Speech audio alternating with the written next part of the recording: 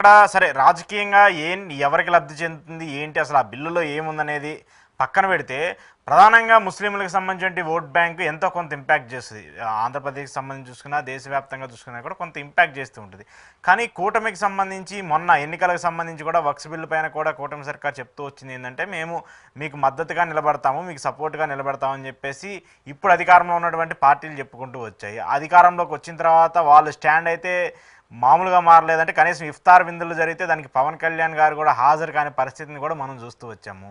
ఏంటి ఇవన్నీ కూడా రాజకీయాల వరకు ఒకటి, రాజకీయాలు అయిపోయిన తర్వాత ఇంకోటిలాగా కనిపిస్తూ ఉంటాయా? అంటే మైనారిటీస్ సంబంధించి వక్ఫ్ బోర్డు సవరణ బిల్లుకు సంబంధించినంత వరకు ఇప్పుడు తెలుగుదేశం పార్టీ కానీ కూటమి ప్రధాన తెలుగుదేశం లీడర్షిప్ లో ఉన్న వాళ్ళు చెప్పే మాట ఏంటి, మేము బీజేపీతో కలిసి ఉన్నా కూడా మైనారిటీల సంరక్షణ విషయంలో మేము స్టాండ్ బై మైనారిటీస్ తోనే ఉంటాము, ఒప్పిస్తాము అనే మాట చాలా సందర్భాలు చెప్పారు. ఉదాహరణకు మేము సవరణ బిల్లు ప్రతిపాదించాము, సవరణ తీసుకొచ్చాము, చాలా మాట్లాడారు.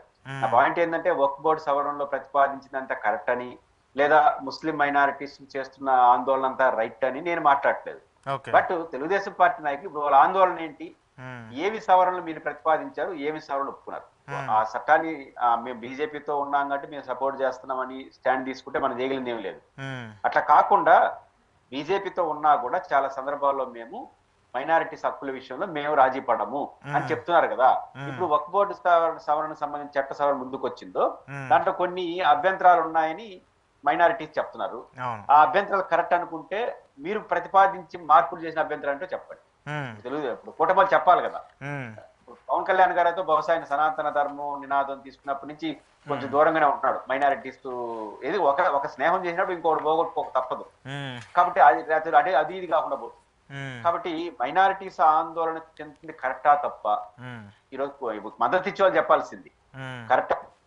ఇప్పుడు బీజేపీ ఏముంటుంది, ఆ సవరణ వల్ల ఏం ఇబ్బంది లేదంటుంది, అదనే తీసుకోవచ్చు. ఇప్పుడు తెలుగుదేశం పార్టీ అవునండి సవరణ తప్పే లేదు, మైనారిటీస్ ఆందోళన చెందాల్సిన అవసరం ఎప్పుడు మాట్లాడద్దండి, ఇది కరెక్ట్ అని చెప్పొచ్చు.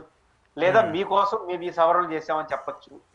ఈ రెండు తప్పకుండా నెపాన్ని ఊరి మీద నెడితే అది కుదరదు. కాబట్టి ఈ డొంక తిరుడు వాదనలు ఉన్నాయి కాబట్టి మైనారిటీస్ మొన్న ఎన్నికల్లో కొంత జగన్మోహన్ రెడ్డి గారికి అక్కడ కాంగ్రెస్ చేశారు.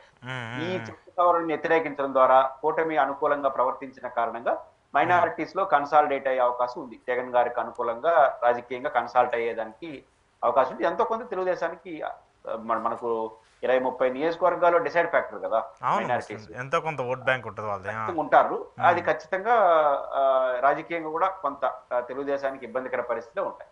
ఓకే ఓకే సరే, ఏంటి రోజా గారికి సంబంధించిన కేసుకు సంబంధించి ఆవిడ ఈరోజు కొన్ని ప్రెస్ మీట్ పెట్టి కీలకంగా వ్యాఖ్యలు చేస్తూ వచ్చారు. సరే ఆడదాం ఆంధ్ర, మీకు ఏం తెలుసు ఆ కేసుకు సంబంధించి? ఏదో ఆరోపణలు చేయటం కాదు, మీరు ఏదో కేసులు పెట్టినా కుట్రపూరితంగా కక్షపూరితంగా ఏమైనా చేయాలనుకుంటే చేస్తే చేయొచ్చేమో, కానీ వాస్తవంగా కోర్టులో నిలబడాలి కేసులు. పోలీసులు మాత్రం ఏదో వాళ్ళు ఏది చెప్తే అది చేస్తున్నారు, కనీసం పోలీసులకు కూడా అవగాహన లేకుండా చేస్తున్నారు, కేసులు పెడుతున్నారు. దాని చట్టాలు కావచ్చు, దాని వెనకాల ఉండే సెక్షన్లు కావచ్చు, మీరు ఏం పెడుతున్నారు కూడా మీకే అర్థం కాకుండా ఉందంటూ కూడా పోలీసులను కూడా ఆవిడ ఒక ఎంత ఆగ్రహం వ్యక్తం చేస్తూ మాట్లాడుతూ వచ్చారు. ఏం చెప్తారు?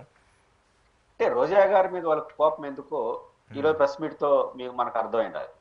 ఇప్పుడు చాలా మంది అధికార ప్రతినిధులు రోజు ప్రెస్ మీట్లు పెడతా ఉంటారు. ఎప్పుడు లేని చర్చ ఇప్పుడు రోజా పెడితే ఎందుకు అవుతుంది? రోజాకు ప్రత్యేకత ఉంది. రోజా గారు ప్రెస్ మీట్ పెడితే సమాజం ప్రత్యేకంగా చూస్తుంది. తెలుగు వైఎస్ఆర్ కాంగ్రెస్ పార్టీలో ఒక స్టార్ పర్సనాలిటీ. ఆమె ఏం మాట్లాడినా, ప్లస్ మాట్లాడినా, మైనస్ మాట్లాడినా చర్చనీయాంశం అయితే చేస్తుంది, ఎఫెక్టివ్ మాట్లాడుతుంది. చాలా మంది నాయకులు మాట్లాడేటప్పుడు ఆయన మాటలకు అర్థం ఏమిటంటే అని మళ్ళీ విశ్లేషణ జరుగుతూ ఉంటాయి. రోజా గారి మాటలకు ఇంకా అర్థం ఎత్తుకోవాల్సిన అవసరం విన్నప్పుడే అర్థమైపోతుంది. ఆ రకంగా సాధారణ భాషలో సరళమైన పద్ధతిలో ఎఫెక్టివ్ గా తనను అభిమానించే వాళ్ళకి ఆకర్షించే విధంగా, తనను విభేదించే వాళ్ళు బాధపడే విధంగా ఎఫెక్టివ్ గా మాట్లాడుతుంది. డెలివరీ స్పీచ్ బాగుంటుంది. కాబట్టి వాళ్ళ కోపం. కాబట్టి ఈ ప్రెస్ మీట్ తో మరొకసారి ఆమె అంటే ఎందుకు కోపమో, రాజకీయ కోపమే, ఇంకేముండదు. కాబట్టి అది ఉంది. కాబట్టి రోజా గారికి సంబంధించి చాలా సందర్భాలు ఉన్నాడు. ఆడుదాం ఆంధ్రాకి సంబంధించి వాళ్ళకి ఆడుదాం ఆంధ్ర ఎవరు నిర్వహించారు, దాంట్లో ఏముంది, మంచి జరిగిందా లేదా అనేది లేదు. వాళ్ళకు ఉన్నదల్లా ఒకటి ఏంటంటే రోజా అనే వ్యక్తి మీద కోపం. ఆ కోపాన్ని తీర్చుకోవడానికి ఏదైనా అరెస్ట్ చేస్తే బాగుంటుంది కదా అనేది కార్యకర్తల్లో కింది స్థాయిలో ఉన్నటువంటి కోపం. కానీ ప్రభుత్వ స్థాయిలో ఆ కోపాన్ని ప్రదర్శిస్తే నాకు తెలిసి అది కరెక్ట్ కాదు. ఎందుకంటే ప్రభుత్వ స్థాయి పెద్దలు నాకు తెలిసి అంత కోపం లోకేష్ గారికి చంద్రబాబు గారికి ఉందని కూడా నేను అనుకోను. ఉంటే ఎరకే మిగతా వాళ్ళలాగా మాట్లాడుంటారు. ఏదో కేసు అంటారు, ఒక వ్యక్తిని అరెస్ట్ చేయడానికి పెద్ద సమస్య ఉంది, నిలుస్తుందా లేదనే సెకండరీ కదా. ఇప్పుడు అరెస్ట్ చేసిన అందరూ కేసులు నిలుస్తాయా? నిలవు. కానీ అరెస్ట్ అయితే జరిగినాయి కదా. అంటే అట్లాంటి కోపం రోజా గారికి లేదు. కానీ చాలా మంది శ్రేణులకి ఆ ఫీలింగ్స్ ఉన్నాయి. రోజా గారిని కనీసం కొన్ని రోజులైనా జైల్లో వేయాలి కదా అనే కోపం. దానికి ఉద్యోగం పెట్టుకుని వీళ్ళు దాని దృష్టిలో పెట్టుకుని ఆడుదాం ఆంధ్ర పేరుతో ముందుకు వచ్చారు. అసలు ఆడుదాం ఆంధ్ర అనేది ఆమె శాఖకు సంబంధించిన విషయం కూడా కాదని మరోసారి రుజైంది. రోజా గారు చెప్పారు కదా చాలా సార్లు, అది ఆమెకు సంబంధించింది కాదని. ఆ శాఖ నిర్వహించలేదు కాబట్టి అక్కడ ఏం జరుగున్నా జరగకపోయినా, జరిగిందో లేదో మనకు తెలియదు. అది ఆమెకు సంబంధించి అయితే రాదు. కాబట్టి రోజా గారికి సంబంధించి ఆ కేసులో ఏం కాదు. ఇంకా ఏం జరుగుతుంది మిగతా విషయాలు చూడాల్సి ఉంది. రోజా గారు లేవనెత్తిన అంశాలు కూడా సూటిగా ఉంటాయి. కరువుకు సంబంధించి కానీ ఈ రోజు ఏదైతే మాట్లాడారో అవన్నీ చర్చనీయాంశమే. ఖచ్చితంగా రెడ్ బుక్ సంబంధించి కానీ అని సూటిగా స్పష్టంగా ఈ రోజు జరుగుతున్న కాంటెంపరీ విషయం మీద మాట్లాడుతుంటారు. అంటే సహజంగా మాట్లాడే పద్ధతి కరెక్టే. ఆమె పట్ల కోపం రావడం కూడా అంటే రాజకీయ కోపం, వ్యక్తిగత కోపం రావడం కూడా సహజమే. అంత ఎఫెక్టివ్ గా మాట్లాడినప్పుడు వారికి గుచ్చుకుంటుంది. ఆ గుచ్చుకునే దానికి వాళ్ళు రియాక్ట్ అవుతూ ఉంటారు. చర్చనీయాంశం అవుతుంది. రోజా గారికి సంబంధించి కూడా ఈ రోజు ప్రెస్ మీట్ కూడా అదే కనపడింది. Okay okay sir. ఈ ఎంపీటీసీలు జడ్పీటీసీలకు సంబంధించి జగన్మోహన్ రెడ్డి గారు ఈరోజు భేటీ అయ్యారు. భేటీలో ఆయన కొన్ని కీలక వ్యాఖ్యలు చేస్తూ వచ్చారు. ఈ ఒక్క విజయం చాలు వైసీపీకి ఎంత సత్తా ఉందో, గ్రౌండ్ లెవెల్లో ఎంత స్టామినా ఉందో మనకు అర్థమైంది. మీరందరూ నిలబడ్డారు. ఇదే నిలబడినటువంటి గతంలో మనం కొన్ని చిన్న తప్పిదాలు చేసుకుంటాం. ఆ తప్పిదాల నుంచి సరి చేసుకుంటూ మళ్ళీ రాబోయే ఎన్నికల్లో మనం ఇదే తరహా విజయాన్ని మళ్ళీ మనం కైవసం చేసుకోబోతున్నాం అంటూ కూడా జగన్మోహన్ రెడ్డి గారు కొన్ని కీలక వ్యాఖ్యలు చేస్తూ వచ్చారు. సరే, మొన్న జరిగినటువంటి ఎన్నికలు కక్షపూరితంగా జరిగాయా లేదంటే రాజకీయ ప్రేరేపిత వ్యవహారాల వల్ల జరిగాయి అనేది పక్కన పెడితే ఆ గెలుపు ఏంటనేది కూడా మనం చూస్తూ వచ్చాం. మెజార్టీ స్థానాల్లో వైసీపీకి సంబంధించిన అభ్యర్థులు తిరిగి మళ్ళీ ఎన్నికవుతూ వచ్చారు. ఏం చెప్తారు దీనికి సంబంధించి?